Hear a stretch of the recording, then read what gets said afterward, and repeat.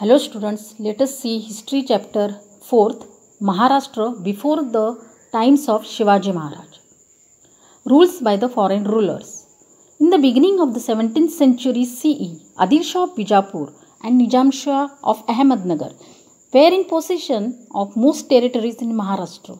The Mughals had entered Khandesh with an objective to expand their powers in the south. The Portuguese and the Siddhis controlled the coastal belt of the Konkan.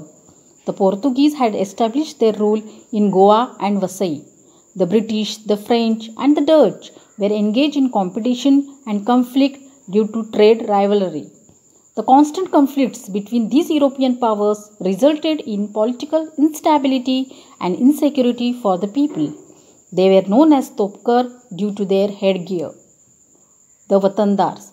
The feudal system in the form of Watandari existed in Maharashtra, wherein the Watandars collected revenue on behalf of the rulers, maintained law and order, and performed judicial duties. Unit Mauza. Village area. Watandar Patil. He was a village headman. He tried to bring maximum land under cultivation. He resolved disputes. He maintained law and order. Help Patil. Kept records of the collected revenue. Kasba. Big village area. Headquarters of Parangana. Watandar Shette. His duty was setting up pet. Watandar Mahajan. He maintained accounts of pet. Unit Parangana. Area group of villages, Tehsil and Taluka. Watandar Deshmukh.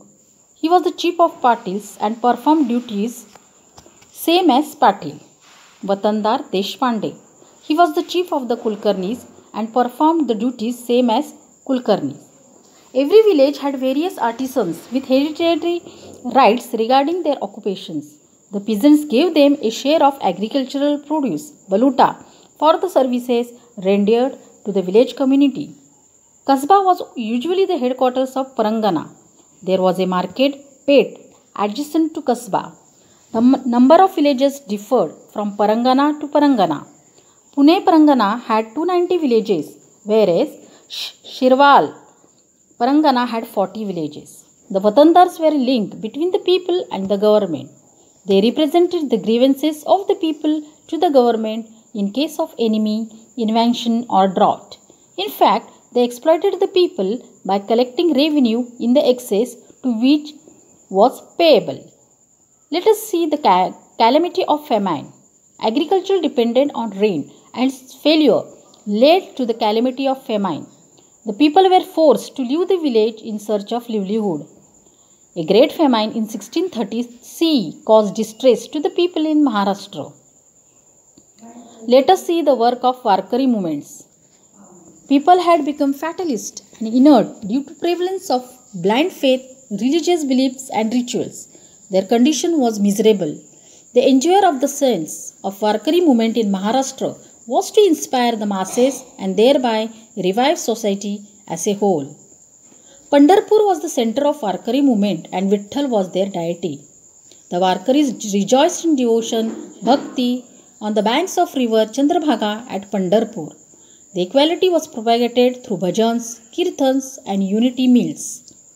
Let us see the work of the saints. Sant Namdev. He spread the message of Bhagavad Dharma and awakened the sense of equality across Maharashtra through his kirtans.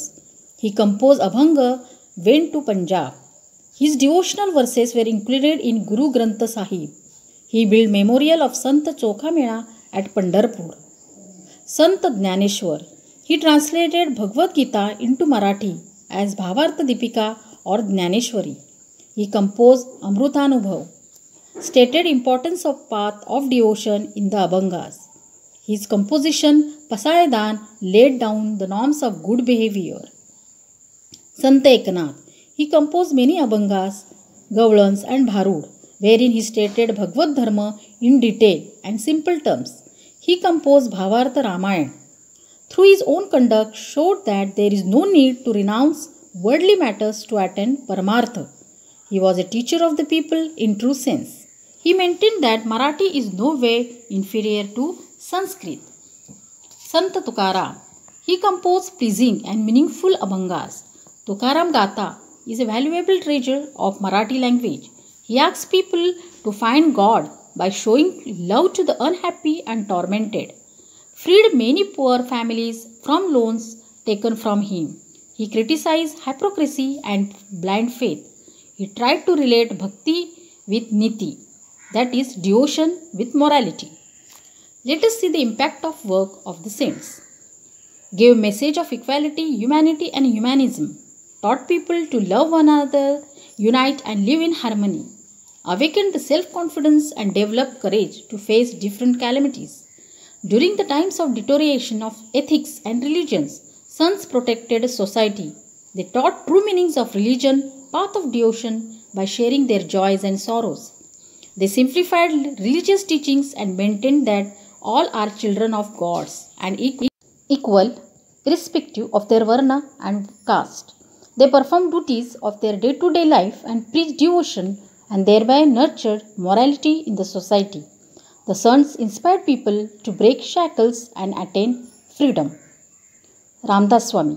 He preached the importance of physical fitness to the people, gave practical education in good conduct through works like Dasbodh, Karunastak, Manache Shlok, performed Samartha Sampradaya with its center at chapel, preached devotion to Ram and Hanuman by undertaking travel across Maharashtra.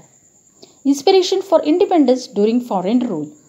Such was the political, social, cultural situation etc. in Maharashtra before the times of Shivaji Maharaj. In that period, Maharashtra was under the control of Adil Shahi and other powers. It was not independent. Even so, some personalities and streams of thought were dreaming of freedom. Among them, Shahaji Maharaj, who is considered to be a visionary of Swarajya, was on the forefront.